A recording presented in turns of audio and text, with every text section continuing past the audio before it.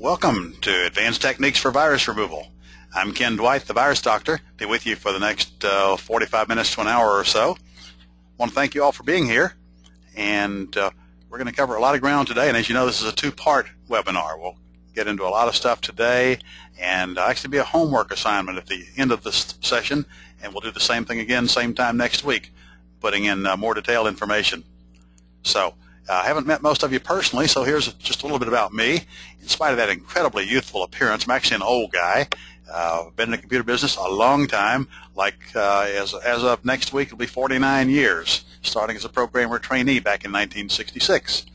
Computers didn't look like this back then. Of course, back in those days, it was all punch cards and getting your printout the next day and seeing what kind of basic mistake you made from the beginning. But back then, it was a simpler world, too. I got into the PC end of things pretty early in that part of the industry as well. Bought my first IBM PC in 1982. And if any of you were by any chance around back then, IBM announced their personal computer in 1981. And that was the official name of it, the IBM Personal Computer. And of course, that term PC has stuck ever since then. It was all DOS back then, of course, with floppy disk and a little bit of RAM, and we've kind of worked our way up from there, and obviously made big strides in the last 10, 15, 20 years. But Windows came along in a formal released version with Windows 3.0 back in 1986, and that's when I got into that part of the PC industry, using a graphical user interface for the first time and a mouse and all that fancy stuff that came with it. And I've been through every release since then, 3.1, 3.11, Windows for Workgroups, 95, 98, ME, you name it, all the way up to now, Windows 8.1. No, I have not gone to Windows 10 yet. I'm not a beta kind of guy, but I'll be there when it's mainstream.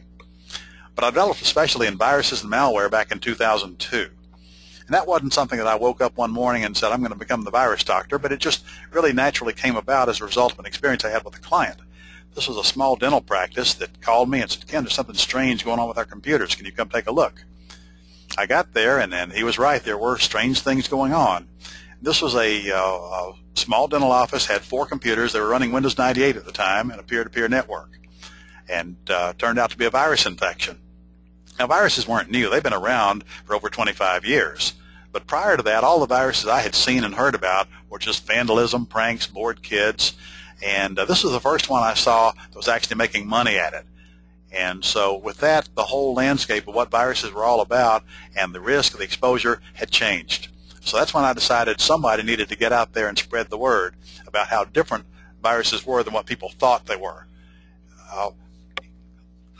So that's when I decided to become that person, get out there and spread the word and try to help people protect themselves better. Because we had antivirus programs back then. There were a few. There were Norton and McAfee and a few others, but it really wasn't something people paid a lot of attention to.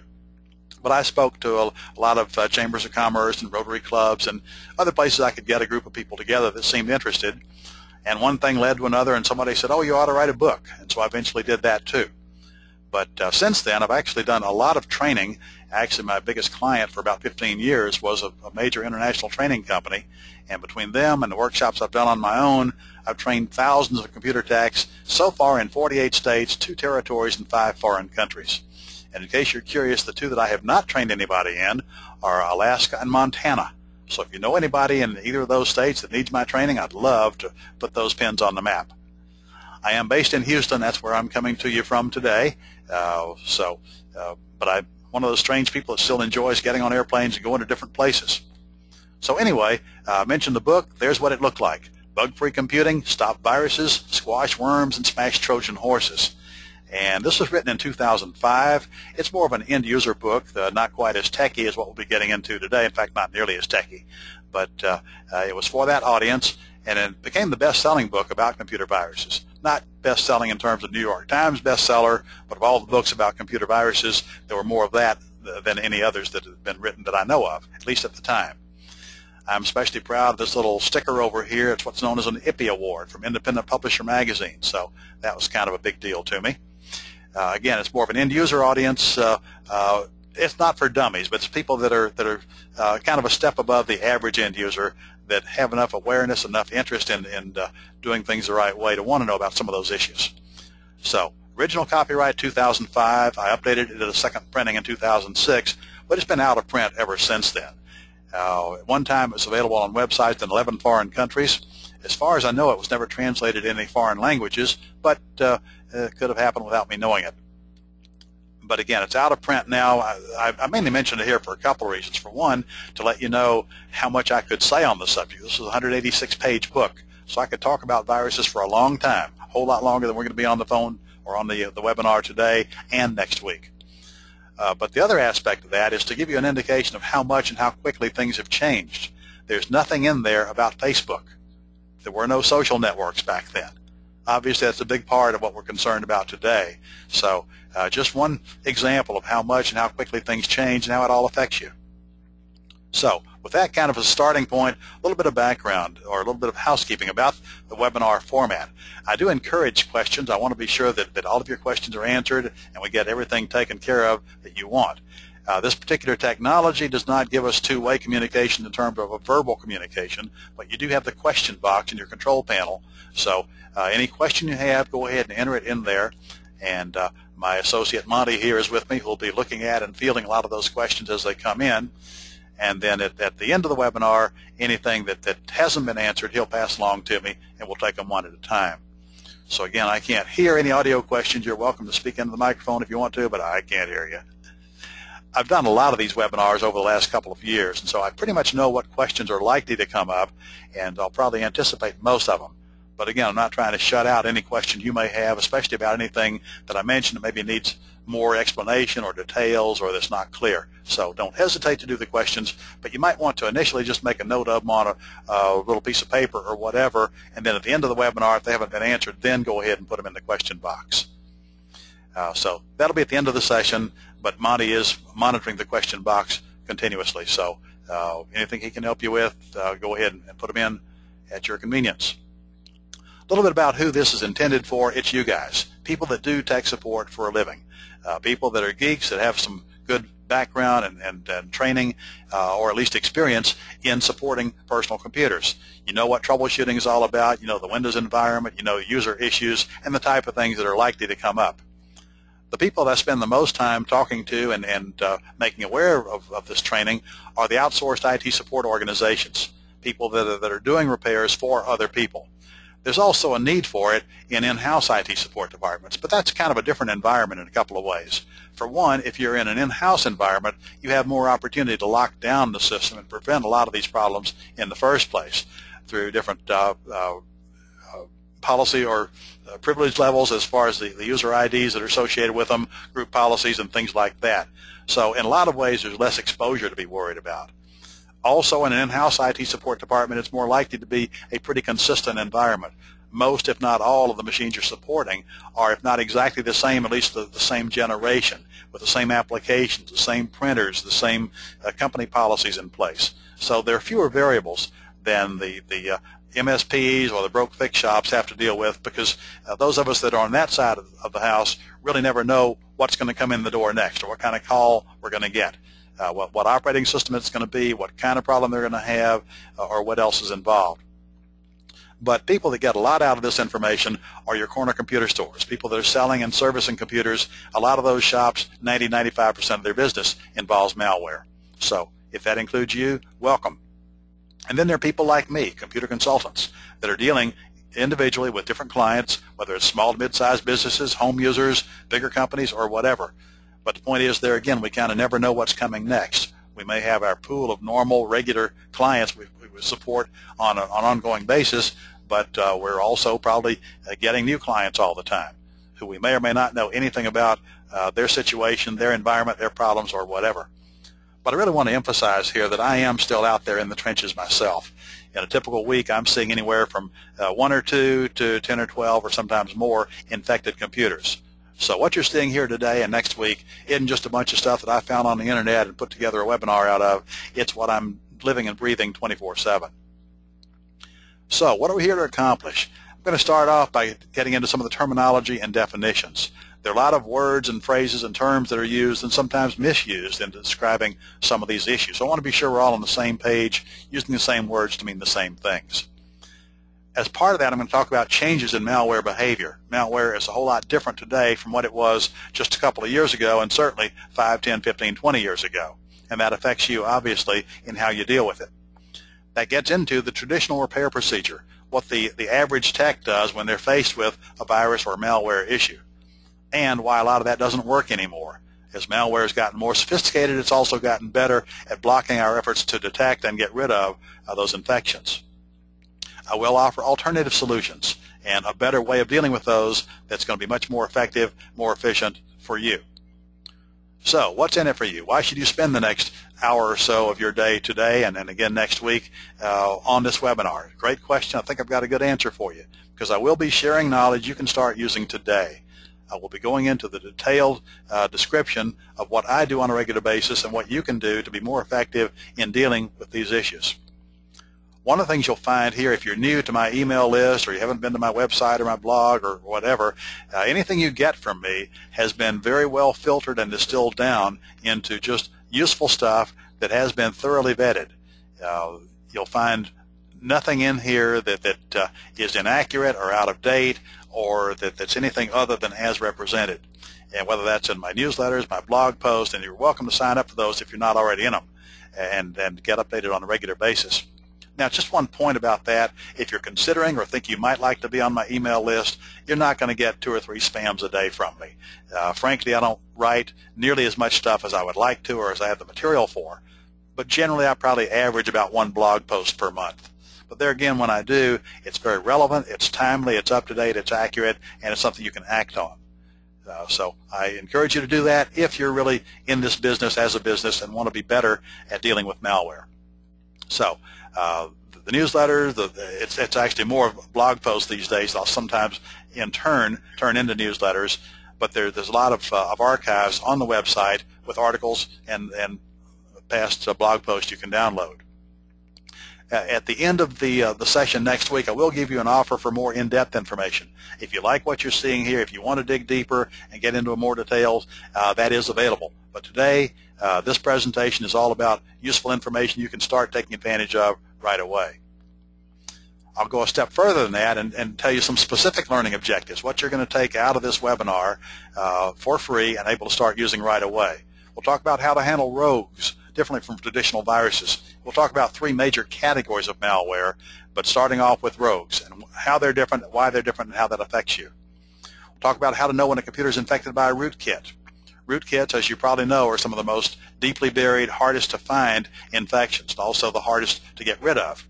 But I'll give you 3 telltale signs, indications you'll get that there may be a rootkit present. Actually, I'll throw in a 4th one as well. How to keep from spending hours scanning an infected computer. By far the most common approach that the average tech takes when they're dealing with a malware issue is scan with one program, then scan with another, and scan with another, and hope for the best. So you don't have to do that. We'll talk about that today. Also very important, how to keep malware from returning after you've removed it. Another very common scenario, a tech thinks they've gotten rid of a program or rid of malware because the scanning program they ran said, I found this and got rid of it. They give the computer back to the client or the user, they put it back into service, and the malware comes right back. Yes, when that happens, it could be because the user did the same stupid thing that got them infected in the first place. But it's also frequently because the tech didn't really rip it out by its roots. They just removed some of the obvious surface symptoms. And once they turn their head long enough, it comes right back. So I want to talk about the virus repair opportunity, because it is potentially exactly that. It's a great opportunity for us to help our clients, to be heroes, and make everybody happy all around. When the client or user comes to you with a virus issue, they're in trouble. They need to get it taken care of. In a lot of cases, it's a high visibility problem.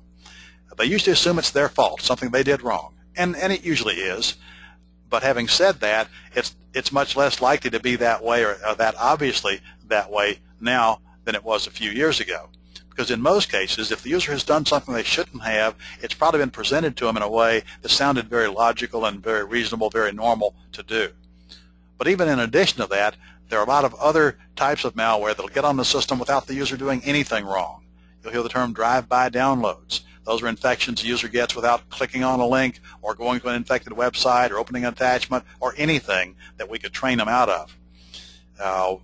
But there again, once they've got this problem, in some cases they can't use the computer until it's been solved. And so they're looking to you as the expert. Again, it's your chance to shine, to be a hero. That's the good news. Then here's the bad news. As the title says, are you tired of losing money or clients? And it could be both on virus repairs. Because the reality is most shops are losing money or clients or both.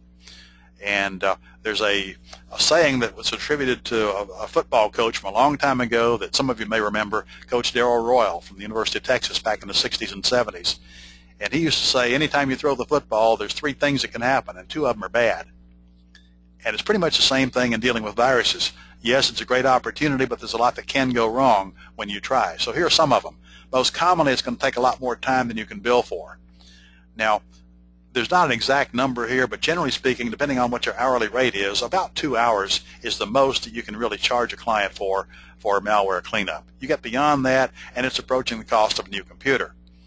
And so you know and I know that that's not really a fair comparison, but we also know that's how the user thinks. So kind of 2 hours is about the max that you can plan to charge for a malware or virus cleanup. Unfortunately, in a lot of cases, there's some that you just can't fix. And it's very common that your attempts at repairs actually make things worse. Sometimes it's like whack-a-mole. You knock out one problem and another one pops up, or 2 more, or 10 more, all the way up to and included the dreaded blue screen of death. So that's something that's definitely a possible outcome when you're not doing it right.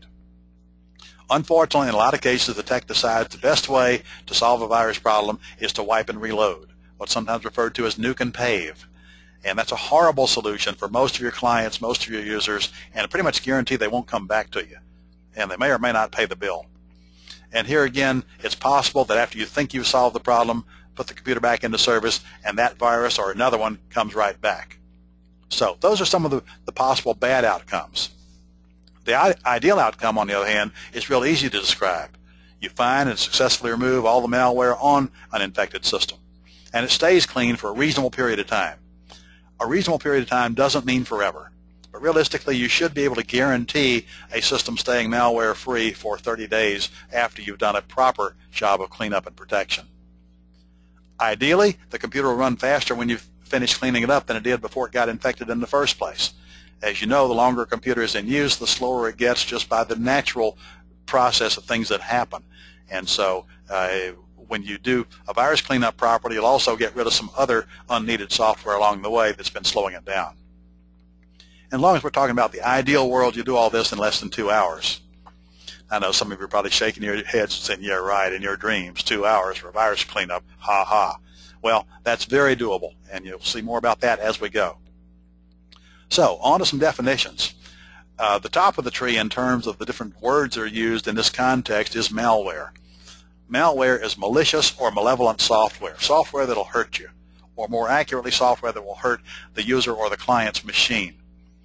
Now, when I talk about malware, I will usually use the term virus instead of malware, where malware might be the technically more correct term, but the point is some users have never heard that or don't know what it means, how to spell it, how to pronounce it.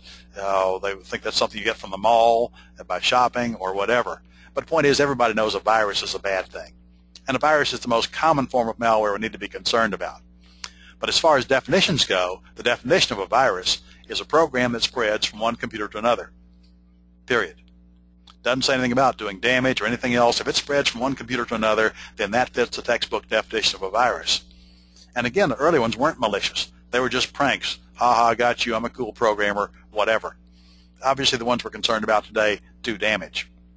But within the overall category of virus, there's 2 subclasses that's important to understand the distinctions between. That would be worms and Trojans, or Trojan horses. A worm is a virus that spreads from one computer to another and does damage along the way. So, by definition, a worm is malicious and needs to be wiped out. But there's another important distinction here as well. That is that a normal or traditional virus infects an existing file on the computer, most commonly a Windows component, an Office document, a PDF file, or whatever. On the other hand, a virus infects one of those files is going to have to be cleaned or disinfected. A worm does this damage by putting a new file or files on the computer. So once you know you're dealing with a worm, you can delete it and stop the damage. where with a virus, a traditional virus, you're going to have to either disinfect it, get a fresh copy of that infected module, or in some cases reinstall an application, or even the whole operating system in extreme cases. That shouldn't be necessary anymore, but over the years there were times that was the only solution. A Trojan, like a worm, does its damage by putting an additional file or files on the computer. And like a worm, once you've identified the Trojan, you can stomp it out, delete it, and stop the damage. In either of those cases, you may have some cleanup to do from the time that the worm or Trojan was active, but as far as stopping ongoing damage, you can delete it, and that takes care of that. The next category of malware we'll talk about, we'll get into some more detail in just a few minutes, is rogue software, also known as scareware or ransomware. And this is bogus software whose whole purpose is to scare or trick the user into buying something they don't need, to give up their credit card, or to do something to give the bad guys money. So we'll spend a fair amount of time talking about rogues, especially today. And then there are rootkits. Rootkits are the most deep type of infection in the operating system itself. Rootkits infect the operating system files in a way they're not easily identified by the end user or even by the techs in most cases. There's several different types of rootkits. They've been around since the very early days of viruses. In fact, all the way back to when viruses were spread by floppy disk. So the traditional varieties infected the existing normal Microsoft-provided components, like the Windows components, Explorer.exe, LSASS.exe, or whatever. They hide out in there. And so the problem with that is when you're looking in Task Manager or a program like Process Explorer, you're going to see those normal-looking file names and not have any way of knowing they've actually been infected or compromised. One of the newer types of rootkit is even harder to detect, and those are the TDL rootkits. TDL3 was the first one that really became a big problem starting back in 2009. With the TDL3 rootkits, they infected the sys files. .sys files are the files that provide the interface between the hardware device and the operating system. So they're what's also known as device drivers. But here again, the sys files don't show up in Task Manager or anywhere that's obvious, even for techs that know what to look for. So TDL3s were kind of a game changer of rootkits. They have since evolved into TDL4, which, surprise, surprise, are even more sophisticated, harder to get rid of and deal with. And there's also another category of rootkits known as zero access. We're not seeing quite as many of those recently as we did for a while. They're about as pervasive and as hard to get rid of as TDL3 and TDL4, but they don't really fall into that category. Another type of traditional rootkit would infect the boot sector of the hard drive or the master boot record itself. In fact, here again, all the way back to floppy drives, that was where they really got their start. And of course, the big problem with those is every time you reboot, then the system gets reinfected. That type of rootkit is also referred to as a bootkit. So those are the categories of malware that we're typically dealing with or we could be dealing with on an infected system today. So I'm going to start off talking about rogues, kind of what they look like, what they do, and how you deal with them. Because rogues are very different from traditional malware in one way, and that is that rogues are very obvious, very much in your face, and they usually come up at startup time, and you have to deal with them. On the other hand, traditional malware goes to great extents to keep the user from knowing they're infected at all. And so even knowing that there is a traditional piece of malware on a system is a challenge for the average user and even for a lot of techs. As far as rogues, the first generation, back 5-6 years ago, claimed they found infections on a computer. At startup time, they'd pop up and say, I'm such and such antivirus, and I found 53 infections. But click here, give me a credit card, I'll take care of them for you. Well, users figured out pretty quickly that those were probably bogus. They were masquerading as security software and did a lot of things to look like an antivirus internet security program would look. But users, especially the ones that were kind of above the average user level, pretty well figured out that wasn't real. They could just ignore them or get rid of them when they came up. So the next generation of rogues took a different approach. They said, oh, your hard drive's failing, and I've analyzed your smart data and found that you're whatever. And so that kind of got users' attention. They did a couple of other things along the way to make it kind of more believable. But same thing, give me your credit card, I'll fix it for you. So some of those, to make it more believable, will actually hide the programs or block access to them. So if you want to start programs or all programs, you might see the programs listed but grayed out, not there, not available anymore. Or they could hide the data files. So even if a program would open, you couldn't see any of your data files. So there again, it made the user feel like, uh-oh, my hard drive really must be failing. So in that case, they kind of be intimidated into paying up. The latest type of rogue is what most of you have probably dealt with, especially over the last year and a half or so, more the ransomware, where they're demanding payment for the user to have access to that computer or their data files. And the first really widespread example of this was the FBI virus that hit about a year and a half ago now. And it actually locked up the whole system, put a big screen up that said, we found something illegal on your computer, you're going to have to pay the fine to be able to use it again. So that was the FBI virus, which has since morphed into different versions of the same type of threat. But in any case, the user couldn't do anything until they either paid that ransom or got you or me in there to take care of it. The latest version of that now is CryptoLocker and its imitators. CryptoLocker, as you know, goes out and encrypts the data files and then sends the user a message saying, if you want to access your data files again, you're going to have to buy the encryption key. And that started off at $100, then it went to $300, and then $500, $1,000. The exact number varies a lot, but unfortunately, even though that type of ransomware has been around for a long time, I actually wrote about it in my book back in 2005. But the early versions back then were pretty poorly done and pretty easy to defeat. But starting with CryptoLocker, September of a year ago, they really follow best practices of encryption, and you're not going to be able to crack that encryption key. So the virus itself is easy to get rid of, but getting the encrypted files back is not. In fact, I don't use the word impossible very much, but as a practical matter, you're not going to be able to get your data files back other than either paying the ransom or restoring from a backup. So with that kind of as a background, here's some examples. This one is called Smart Fortress 2012, but it's also shown up under about 30 or 40 different names, because that's one of the other problems. People that produce this software also produce what's known as exploit kits, meaning if you want to get into the rogue business, you could buy the source code for this program for about $3,000, and you could give it a different name, put different icons on it, change some colors, and it's your own. It's a brand new form of rogue software. But as you see, this looks very much like the type of stuff you'd find in an internet security or antivirus program, talking about all the threats it supposedly found. Down here you've got this nice progress bar that works its way across as the system is starting up. It's all bogus. This is just a flash player movie, making it look like it's moving across there. But you'll notice a few things about this. For one, this looks like a normal Windows title bar up here, but if you look closely, it's not.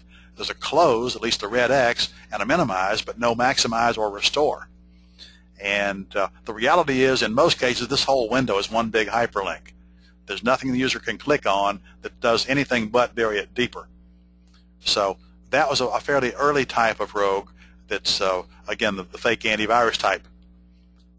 The next generation, excuse me, here's one example of one called Windows Recovery. And this illustrates a few things. For one, the bad guys have no qualms about using other legitimate manufacturers' colors, logos, nomenclature, everything else. This sure looks a lot like the normal Microsoft Windows Advanced Security Center. In fact, it even says that right there with the Microsoft icon and everything. But here again, there's no skip or ignore or cancel. All you can do is clean now or click on one of these other links. And once again, this whole window may be one big hyperlink. And it's just designed to get you to give up the credit card. So down here, please activate to get ultimate protection. But that was a pretty common one also. Smart HDD. This is one that tries to make the user think their hard drive is failing. And they use reference to the term SMART, which most of you probably recognize as being system monitoring analysis or recovery, whatever. It's something that's been in the BIOS for over 10 years now to let you know when there's an indication of an impending hard drive failure. And so they turn that around to use some terminology that would be associated with that to show that your reliability of your hard drive is 28% critical, performance 34% poor, error resistance 14% critical. So your disk is in a critical state. Click here for more smart details. Guess what happens if you click there?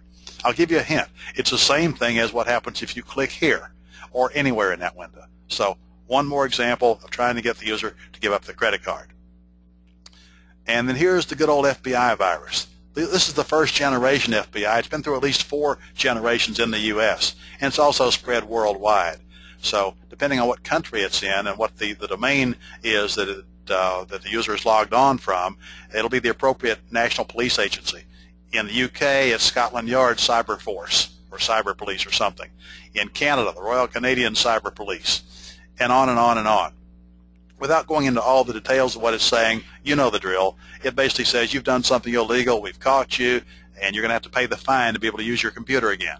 And the only thing the user can do is click in this area and enter the number of the MoneyPack MoneyGram that they've gone out and bought. Other than that, their keyboard, their mouse doesn't work to do anything. So until you or I come along and fix it for them, they're completely unable to use that computer at all. And here's one of the other things that scares a lot of people. If there's a video camera on that computer, it's going to be turned on. And so the user might see a picture of themselves right there. And it may be full motion, or it may be a still photo that was taken when the window first opened. But there again, it makes a lot of users feel like, uh-oh, the FBI really is watching me. They found that child pornography, and so I better pay the fine so I don't have to worry about going to jail. So yes, a lot of people have actually fallen for it. There's at least one case of a guy that went down to the police station with his laptop and turned himself in. So at least some good has come of this. But here's good old CryptoLocker. And this is the first generation, the original CryptoLocker. This was the real game changer. Because since this came out September of 2013, so a year and a few months ago now, there have been at least 10 major imitators. It has made so many millions of dollars for the bad guys, we've just seen the tip of the iceberg. They're just starting to really ramp up. A lot of imitators, and here again, a lot of exploit kits. So you can get into the encrypting ransomware business yourself if you want to. Even though this one shows $100 or 100 euros, that was real early in the game. They pretty quickly went to $300, then $500. And also notice the clock over here. You have anywhere from 72 hours to 60 hours or a week or whatever. And they'll typically tell you that once you get down to that 0 hour, it's counting the hours, minutes, seconds as you watch. When you get to 0, then either your data is going to go away permanently, or at least the ransom will go up to double. And so I've seen numbers as high as $2,000 after the time has expired. And instead of your MoneyGram that they were accepting in the early versions, now it's all Bitcoin. So you're going to have to do it in a Bitcoin transaction and through a Tor browser. And the latest with CryptoWall 3.0, which has only been out for the last week or two, it now also goes to an extra anonymizing step. So there's no way you're going to get your money back. But the good news is you probably will get your data back if you pay the ransom. Most of in fact, all of the operators that I know about so far have evidently made the business decision that if you pay up, they will give you the decryption key. You will get your data back. But a much better way is to have good backups and restore from the backups before the encryption happened. So that's kind of the range of what we're looking at in dealing with rogues. So that brings us to the question of how do you deal with malware? Well, there are really only about 3 answers to that. By far the most common by most techs is to run one or multiple scans with different anti-malware programs. The second option is to back up everything and reload the system from scratch. Again, that's what's known as a nuke and pave or wipe and reload approach. A horrible approach for most of your clients, most of your users, but again, it's very common. In fact, that's the default approach that a lot of shops take, including most of the big box retailers. The third option is to follow a methodology to systematically and methodically find and remove all the malware and repair any damage that's been done. So I think you can guess which direction I'm leaning. One of the things I've been doing for the last almost 6 years now is talking to a lot of computer repair shops about a better way to deal with malware. And as part of that process, I ask them, what are you doing, what kind of results are you getting, and how's that working out for you? And these numbers really have not changed significantly over the last 6 years or so. Over 2/3, their normal answer is they do multiple scans. And I've heard anywhere from, I think the minimum has been about 3 or 4 different scanning programs, up to at least 8 in some cases. Now, if you think about it, if an average scan takes an hour, let's say, which is conservative for some of them, and you're doing 3 or 4 or 6 or 8 of them, you're talking about a lot of time. Almost a quarter of the people I talk to, their normal approach to dealing with the malware issue is to wipe and reload everything. And again, in my opinion, for most of your clients, most of your users, a horrible approach. But that's what almost a quarter of the shops do as their only solution or their best solution for getting rid of a malware issue. Sadly, only 9% follow a defined methodology, a step-by-step procedure to methodically go through what's going on and clean it up. And even at that, those are the first pass answers. And people that may intend to follow a methodology, in some cases, after some period of time, throw up their hands and say, oh, the heck with it, I'm going to just go ahead and nuke and pave. That's the best way to keep you from losing any more money. So that's the overall breakdown of what people are actually doing out there that are in the business. Logical question, how's that working out for you? Typical results. And in talking to some of these people, it's been pretty clear they have not been giving me straight answers, but I'm an old guy, I've been doing this for a long time, and I can pretty well figure out who's being honest with me. And so when I narrow it down to just the honest answers, they pretty much range from about 3 hours to 3 days on malware cleanup. And every now and then there's somebody say they do it in an hour or two, but that's extremely rare. Usually 3 hours to 3 days, and the average overall of the median would be about 1 full day. Most of the people I talk to will not commit to having a virus repair turn around in 1 day. And a lot of people I talk to would be very happy if they could make that guarantee or that expectation for their customers. Again, there's some they just can't get rid of. And worse yet, some of it comes back after they think they've cleaned everything up. So one more time, they end up saying, well, I'm just going to have to nuke and pave. That's the only option left. So that's where the problems come from. So a little bit more detail about each one of those. When you talk about running one or multiple scans, I call that the superstition or the voodoo approach. You're kind of trusting the witch doctor to find the evil spirits and cast them out. It's a black box approach. You don't really know what it's doing. You're just hoping for the best. And if you're doing that, if you're doing one or multiple scans, then the first obvious question is, what do you scan with? There are over 60 different antivirus, anti-malware programs out there. Which ones are you going to use? They range from pretty good to horrible. Now, these are the names that are most commonly mentioned when I ask people what programs they're scanning with. I really, really, really want to emphasize here, these are strictly in alphabetical order. These are not in my order of preference. But ComboFix, Malwarebytes, Super Anti-Spyware are the programs that are most commonly mentioned as what they scan with. But again, there could be a whole lot more. Once you've decided on what programs to scan with, the next question is, which one do you do first? And which one is after that? Which one is after that? Can make a huge difference on the effectiveness and the efficiency, how long it takes, based on what sequence you run them in. And each one of those programs probably has options for what type of scan you're doing. And they all have different names, whether it's a quick scan, a flash scan, a smart scan, a thorough scan, a deep scan, or whatever. And so that too can have a big effect on the effectiveness and the overall time that it takes.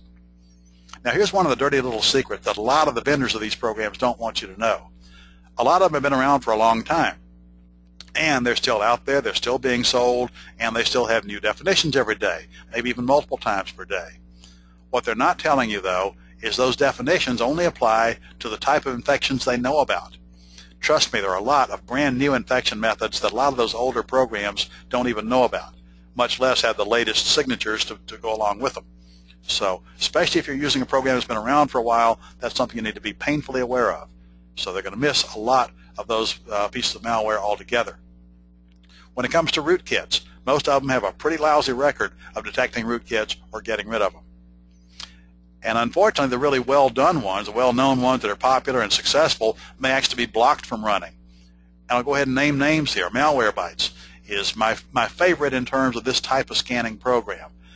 And it's so successful that a lot of malware will block Malwarebytes from running at all. That can actually take either of two forms, and you may have seen this in some of your previous malware cleanup. It may not run at all. You may double-click on it and nothing happens. Or it may start running, and as you know, when Malwarebytes is running, it shows you the timer of how long it's been running. And it's common for that to run for about 7 seconds and then just stop, or 12 seconds, somewhere in that range. So in other words, it's not being blocked from running completely, but once it gets into its execution, then the malware cuts it off at the pass. So that's an example of the success of some products working against them. And again, each scan could easily run for an hour or longer, could be much longer. You probably had some of the same experiences I have with some scans taking 8 or 10 or 12 hours or longer. But it all depends on A, how fast the machine is, B, how many files it has to scan, and C, how good that scanning program is in the first place. But even best case scenario, if you're only talking about an hour per scan and running 3 or 4 or 5 scans, there's a half day right there. The other option, re-imaging. It's what I call the GS approach. And GS is an abbreviation for a well-known big box retailer who I won't further identify. But I think most of you know who I'm talking about.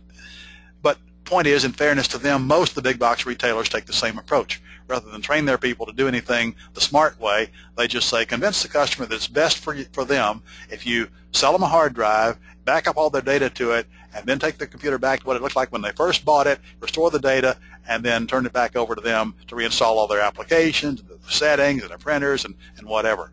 So that is the end result of reimaging. So I will grant you there are times that could be appropriate, but that would mostly be in an enterprise installation situation where you have hundreds of computers that are all imaged from the same network drive. They don't have locally installed programs on them. They only have one user on them and no locally installed data. So if that's in the environment you're dealing with and you can reimage from a network drive, sure, have at it, 15, 20 minutes, you're back in business. But I submit to you that's not the environment most of us are working in most frequently. We're mostly dealing with small to mid-sized businesses or home users, and in almost every case, they don't have everything that it takes for you to do anything like a complete reimage to get them back to where they were before the malware hit. So the end result is the computer, after you get through with it, is almost never what the user wants. It's going to look different and may perform a lot different. Maybe a lot of stuff missing. In fact, I'll go as far as saying that one thing you're guaranteed of with a reimage, you're going to lose something. 100% guaranteed everything is not going to be on there when you're done that was there before it got infected in the first place. And unfortunately, some of that the user may not realize until a long time after they get the computer back, whether it's a day or two or a month or two. And by that time, of course, any hope of getting it back is long gone. So I'll go as far as saying this could be catastrophic for a small business or certainly a home user, because something's going to be lost, whether that's the photos of the baby or graduation or the wedding, relatives that are long since gone, or whatever. From a business standpoint, it could be extremely expensive, and there are a lot of statistics out there about the businesses that go out of business after significant data loss. But again, best case, a computer is never going to look the same after a wipe and reload. And the worst part of it from our standpoint is that if you do it as right as you possibly can, if you've got everything you need to nuke and pave to as close to what the user had as possible, best case, you're looking at 6 or 8 hours worth of work. And as you know, more commonly, it's more like 16, 18, 24 hours. Granted, I'm not talking about all that time technician hands-on keyboard. But I am talking about that much time the client or the user being without the use of that machine, which could be very expensive for especially a small business that doesn't have another computer to use while that one is being cleaned up. So with that as background, I'm going to give you the approach, the methodology that I use, recommend, that's been working very successfully for me and a lot of other people that I've trained. First, go through and get rid of any rogues. There are a couple of reasons for that. For one, you may have to. Rogues are typically in your face. They're very obvious and probably keeping you from doing the things you need to do. So best case, the rogue may just be a window in the middle of the screen you have to move around to be able to do other stuff. But others, like the FBI virus, could completely take over the computer and not let you do anything. Or get into a CryptoLocker type situation, not having access to any of your data. Then anyway, all those are rogues and need to be removed first. The other part about that is that there tends to only be one rogue on an infected computer. So that's the first thing you want to deal with. After that's out of the way, then it's time to identify and remove traditional malware. What you will usually find, at least in my experience, you get rid of a rogue and then you dig deeper and find there's a lot of other traditional malware that's been on there for months. In fact, I'd say the average computer I look at, once I get rid of a rogue, there are anywhere from 3 to 7 separate pieces of traditional malware that in most cases have been on there for at least a few months. So there are obviously exceptions, but that's the rule rather than the exception that I just described. In addition to getting rid of the malware, you also need to find and remove the activation point so it can't come back. Again, a lot of these scans will find the malware and get rid of it, but do nothing about keeping it from coming back next time around, especially some of the more sophisticated malware that we're dealing with these days. And the final step in that process is to find and remove rootkit infections. So, kind of the 100,000-foot overview, that's what the methodology is all about. So with that as a starting point, in dealing with rogues, there are several different things you can do, but one of the things you run into is the roadblocks. A lot of rogues throw up a lot of obstacles to get in the way of doing the things you would normally do to get rid of them. You probably won't be able to run Task Manager or regedit. You may not be able to access the internet, or if you can, not the sites that you need to go to. You might not be able to run Windows Explorer, MS-config, or other system tools that, again, will be a normal part of your cleanup process. So here's a generic approach that should work for dealing with most rogues the first time you see them. And in some cases, there are specific procedures that could be more effective or quicker, but this generic approach should work for 80 or 90% of the new rogues you're likely to run into. First step, boot into safe mode command prompt. From there, do a system restore. And the actual command is rstrui.exe. And that will bring up the normal system restore window and roll it back to a time before the rogue was in control. Now, that may or may not work, but it usually will. Malware could get in the way of it, but usually it'll work at least 80-90% of the time. Once you're there, you haven't really removed the rogue, but you have gone back to a time before it was active, before it was able to throw up all those roadblocks. At that point, do a scan with Malwarebytes. That should take care of it. Malwarebytes can find and remove most of the rogues. So there's also an option of Malwarebytes called Chameleon Mode that you may need to use for more deeply buried infections. But normal Malwarebytes should take care of most of them. Once that's done, then go ahead and boot normally and keep looking for more traditional malware. So that's the overall generic approach that, again, should work for 80-90% of your rogue type infections. Now, when it comes to traditional malware, that's where a lot of the heavy lifting comes in. There's a lot of things you may need to figure out and do, and a lot of steps to go through. But here's kind of the basics of it. When you're dealing with traditional malware, again, they go to a lot of effort to keep you from knowing that the computer is infected. Certainly keep the end user from knowing it, and in a lot of cases even keep the tech from knowing it, even when they know what to look for. And some of the more sophisticated malware use what's known as a buddy system. What that means is that as you're going through Process Explorer or Task Manager, you identify a malicious process, you terminate it. There may be another process in there whose whole purpose is to see if you've terminated that main one, and if so, to restart it or reload it, even re-download it in some cases. So that's what's known as the buddy system, one way they can keep going even after you've killed them. And one of the points here is that malware today ranges from pretty simplistic, the way we were doing it 20 years ago, to very complex using some of the latest techniques, and it keeps changing. But whatever it is, they all have a payload, an objective, a way they're making money from their efforts. And you know all these. They're stealing something, whether it's data, setting a backdoor, keylogger, turn that computer into a member of a botnet, spreading to other computers, or whatever. So that's what's known as the payload. And so the excuse me, methodical way to deal with that is go into Task Manager and look at those processes that are running, identify the ones that are malicious, and take them from there. So when I talk about a malicious process, some of them will kind of jump off the screen at you, and some require a little bit more cross-checking and different things to get those clues. So I'm actually going to go into Task Manager now and show you what I'm talking about. I have to change one of my settings over here and go into REGED. I'm sorry, getting ahead of myself. Task Manager.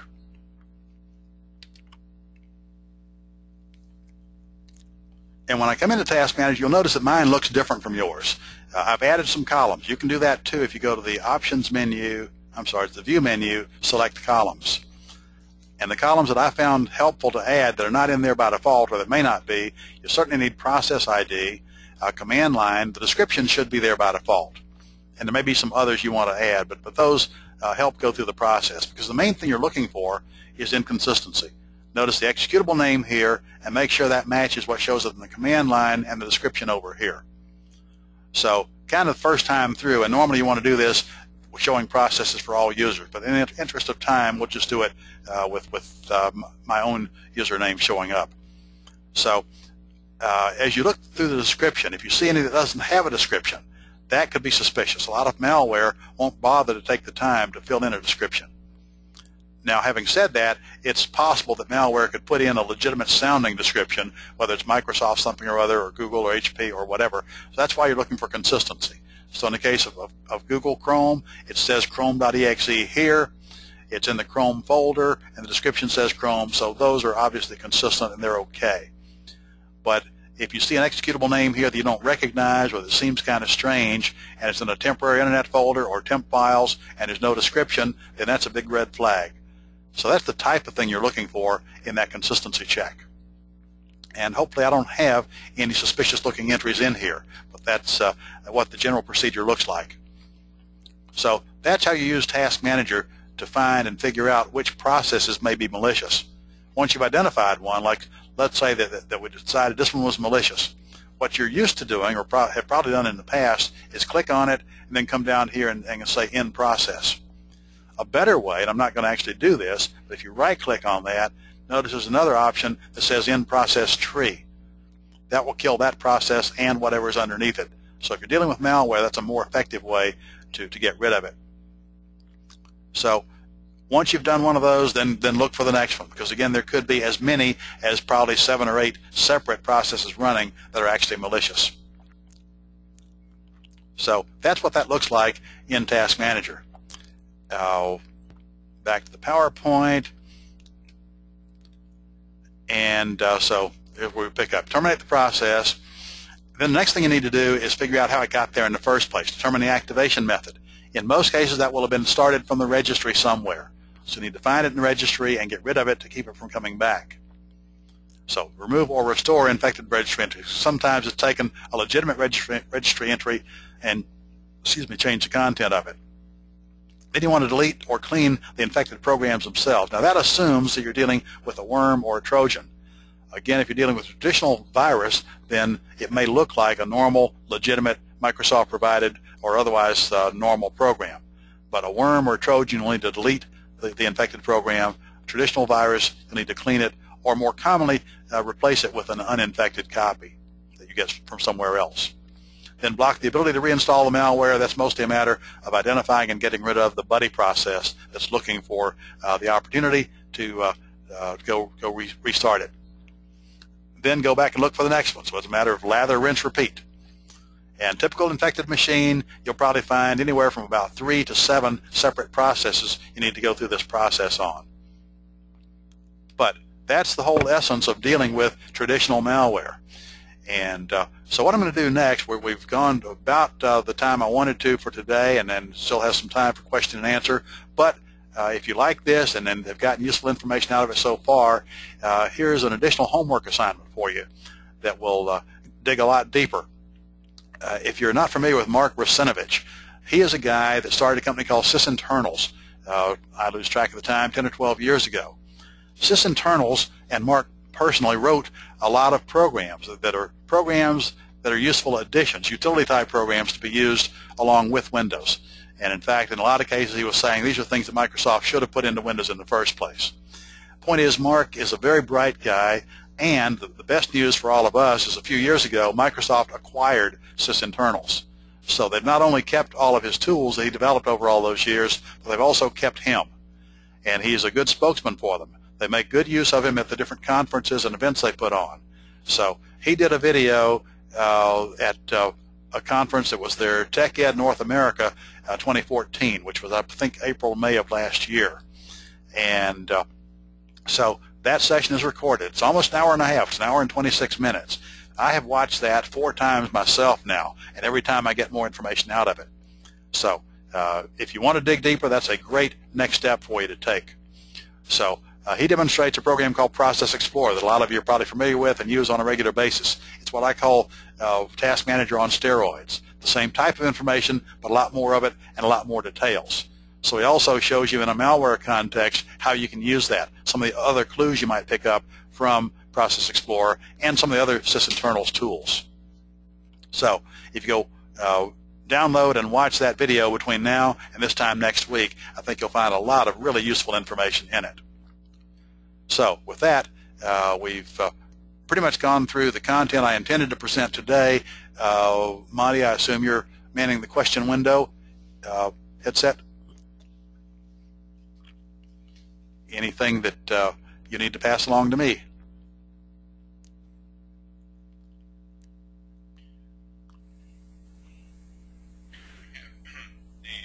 Well, we have this person said you hit the nail on the head with the GS approach. That's the reason why I'm here. because I may work for said big company. I've always hated it. Almost never benefits the client. I'm here to learn how to change that, at least in my location. GS will never admit to it and give us, quote, training, unquote, by handing us a few PDFs, but they pretty much leave us to make this choice. And then there's a question, what is the link for the video? Okay, I don't have the actual link here for you, but I think I gave you enough clues that it should be fairly easy to find. Let me just go back to that, and so you can see and review. Okay. It is on the Microsoft website, TechEd North America 2014, and Mark Russinovich is the presenter. They have a lot of videos online by Mark, so you want to go ahead and just look through those, but find one's an hour and 26 minutes, and it's something about malware removal or something. So it should be fairly easy to find. Any traditional malware comes to mind that throws a message saying that admin rights are needed to run any exe file in standard boot?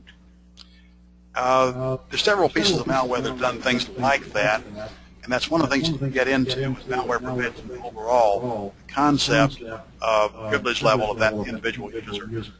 So I can't think of a particular piece of malware, but generally if that shows up, it probably is a malware symptom. But there's also some legitimate software that does require the user to be logged on as an administrator. But anything that says run any exe file, you have to be an administrator. That's going to be bogus. Okay. Oh, here we go. Somebody posted the link. So, is this webinar video going to be available to review in case I missed something in my notes? Yes, that's a great question. The webinar is being recorded, and once it's done, it'll be uploaded to YouTube, and you'll be getting a link to replay it.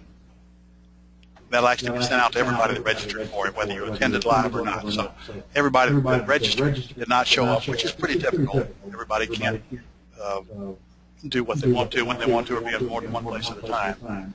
So that link will be going out to everybody. Okay, and here is the YouTube link.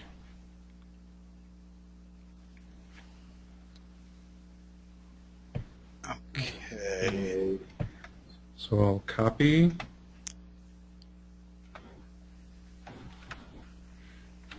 And I haven't tested this, but this is someone that says they found the YouTube link. I'm going to go ahead and send this.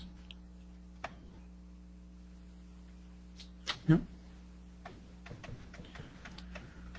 Okay, any techniques for when the malware disallows system resource or deletes restore points? Unfortunately, if that happens, there's probably nothing you can do about it. Some malware will definitely do that. It'll either disallow system restore altogether. Now, if it's just a matter of disallowing system restore through group policy, then there are pretty easy ways to fix that. But if it physically deletes the restore file themselves, then you're pretty much out of luck. So that would mean that you're out of luck as far as going back to a restore point as a means of getting rid of the malware. But the methodology that you teach will make it so that it might not be necessary to do that. That is accurate. Thank you. I don't like doing a nuke and pave, but how do you know 100% you've eliminated an infection? Is that one that'll be covered in the second half? Actually, not exactly, but it is a great question and one that comes up a lot. Because that's the other problem with just doing the scans. They find stuff and say they got rid of them, and you're kind of taking it on faith. And so once you know more details of exactly what to look for and how to verify that things really are gone, then it's a big confidence booster. It will be visible. And I'm seeing a common question, too, is there any way to create a crypto wall? And the answer is yes, but there's several qualifiers. One of the reasons CryptoWall and all of the encrypting ransomware programs have been so effective is because they infect systems in a way that is not visible to most of the antivirus programs. Even now, a year and a half after the first CryptoWall came out, about half the antivirus programs don't block them. But there are supplemental programs you can get, some for free, and even the paid ones are fairly nominal cost, that add additional protection that will take care of that. I'll just throw out some names. You can research them and find more on your own if you like. The first one was actually from the author of V7, Nick Shaw. The program is called Crypto Prevent. That was originally available for free. He now has a professional version that's available for a $15 lifetime subscription or membership use. Also, Malwarebytes has a new separate program called Malwarebytes Anti-Exploit that also protects specifically against the encrypting ransomware type infections. And Hitman Pro has one called Hitman Pro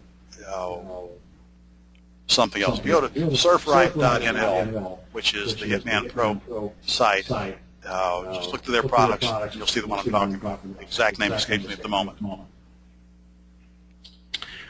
Roger asks, what do you think about live rescue CDs such as Kaspersky? They serve a useful purpose. They're not usually necessary when you have a methodology. It's kind of a step up from doing the multiple scans, but they're another way that you can approach it. And I'm not representing that I have the only way of getting rid of malware. I have a way that's been tested, refined, and improved over the last quite a few years. Other people have successful approaches. They're not exactly mine.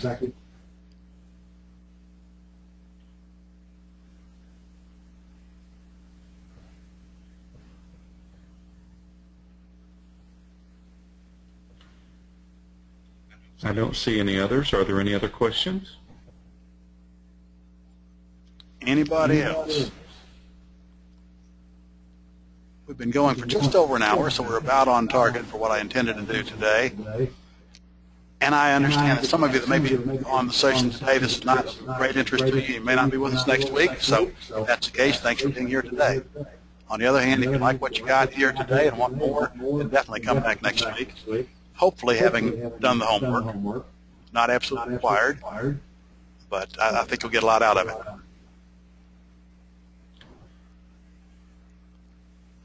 Seeing a lot of thank yous coming through, and thank you. Appreciate your taking the time to be here.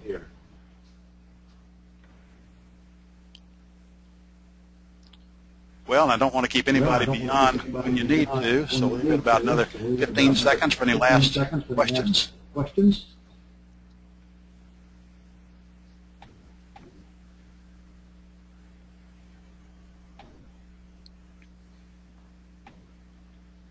All right, my finger is on the file exit button. Thanks again. Here we go.